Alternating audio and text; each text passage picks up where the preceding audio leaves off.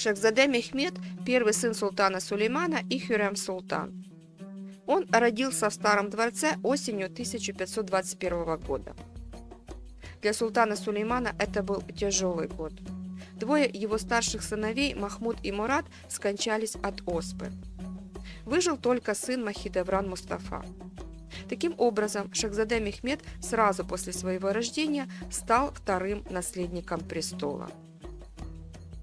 Все свое детство он провел в обществе своих младших братьев и сестры. Дружбы с Мустафой, скорее всего, не было, так как их матери враждовали, да и разница в возрасте 6 лет не предполагала теплых дружественных отношений.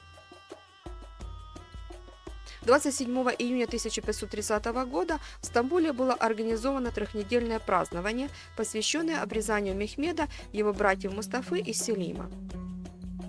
Празднование переходило от демонстрации захваченных вражеских предметов до имитации сражений с выступлениями жонглеров и силачей. Султан Сулейман наблюдал за всем с лоджии ипподрома, а Ибрагим Паша принимал подарки от турецкой знати, иностранных послов и передавал все султану. Согласно османской традиции, все шахзаде должны были проходить обучение управлению страной, занимая пост санджакбея в одной из провинций. В 1533 году Мустафа отбыл в Манису вместе с матерью после торжественной церемонии. В это время Мехмед в столице, как и все султанские дети, получал прекрасное образование. В его школьную программу входило обучение 5 иностранным языкам. Он увлекался гуманитарными науками и искусством. Мехмед имел слабое здоровье. С турецких источников известно, что он часто болел, и это вызывало огромное беспокойство у Хюррем Султан. Султан Сулейман каждого из своих сыновей готовил к престолу. С самых малых лет все сыновья сопровождали его в военных походах.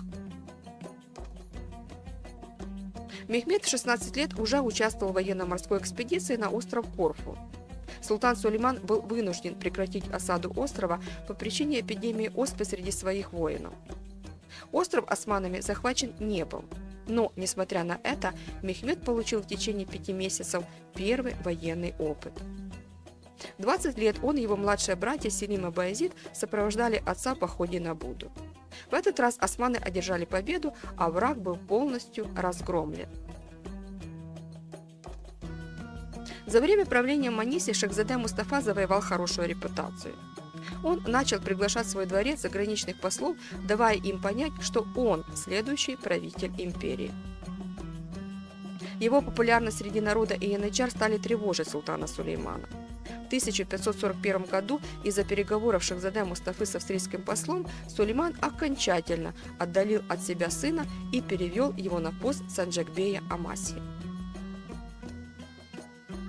Его место занял Шахзаде Мехмед. Главный наследник престола чаще всего становился санджакбеем Манисы. Султан Сулейман также был наместником провинции Маниса, и именно оттуда начал свой путь на султанский трон. Сулейман дал всем понять, что именно Мехмеда он видит своим преемником. По традиции, мать Шахзаде должна была сопровождать сына и помогать ему проходить обучение управлению государством, но Хюррем Султан не поехала с Мехмедом, а осталась в столице с младшими детьми. В 1543 году она посетила сына и провела в Манисе несколько недель. 6 ноября 1543 года случилось то, чего не ожидал ни султан, ни его жена Хюррем. Их любимый сын скончался. Большинство исследователей сходятся во мнении, что причиной смерти стал вирус оспы, которая была бичом Османской империи в те века, не щадивших ни простолюдинов, ни султанов. Внезапная смерть Мехмеда вызвала много разговоров. Часть людей из окружения Шахзаде были уверены, что юного Шахзаде заразили оспой умышленно. Некоторые современные историки тоже допускают такую версию. Сценаристы сериала «Великолепный век» также взяли эту версию в работу и показали зрителям, что организатором заражения оспой стала Махидевран, мать Мустафы. Ею двигала ненависть к Хюррем и желание устранить главного соперника ее сына. Но большинство историков склоняется к версии, что Мехмед заразился сам, так как он часто болел и имел слабый иммунитет. Известие о смерти сына застало султана Сулеймана, когда он возвращался из очередного военного похода на Европу.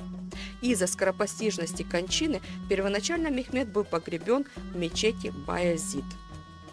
Сулейман заказал архитектору Мимару Синану в кратчайшие сроки строительства комплекса, состоящего из мавзолея, столовой, мечети и медресе, посвященного Мехмеду. Гроб Шахзаде перевезли в мечеть, а над его могилой по приказу султана установили трон из слоновой кости, символ власти и символ того, что на троне Сулейман желал видеть именно Мехмеда. Мечеть называется мечеть Шахзаде. Ее украшают два минарета высотой 55 метров, под полом здания находится бассейн, благодаря которому летом прохладно, а зимой тепло. В мечети Шахзаде также похоронены Шахзаде Джихангир, Рустем Паша и дочь Мехмеда Хюмашах Султан. Она родилась сразу после смерти Мехмеда и была его единственным ребенком от наложницы Аи Хатун. Хюррем Султан забрала новорожденную девочку к себе на воспитание, а ее мать Айя Хатун была выдана замуж за визиря Пертева Пашу. Хюмашах Султан проживет интересную жизнь. Она 3 раза выйдет замуж и родит 5 сыновей и 5 дочерей.